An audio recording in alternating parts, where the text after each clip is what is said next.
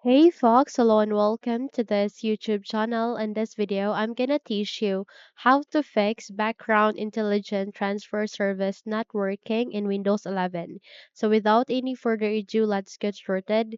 The very first step that you need to do is you need to proceed to your keyboard and press Windows key and R key together. Again, proceed with your keyboard and press Windows key and R key together so that you would be able to see the small window called Run. Here, please type for services.msc.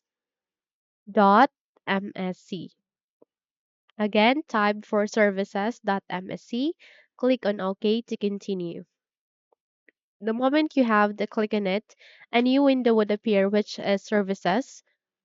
Where here you need to look for background intelligent transfer service. Again, look for background intelligent transfer service. Just have to do a right click once you have selected it. Scroll down and go with properties. Again, do a right click and go with properties, and this window would appear. Here, proceed with general and proceed with startup type. And here you would be able to see the startup type in your background intelligent transfer service.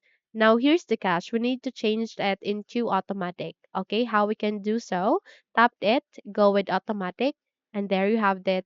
Go with apply to proceed and start it and wait until it will be done. Okay. Once you have started it, click on OK and it will be an automatic delayed start. Once done, close this window and check if your problem has been fixed. But before that, click this start icon, restart your computer, and there is a need to restart your computer in order to make any changes and the actions that we have just performed.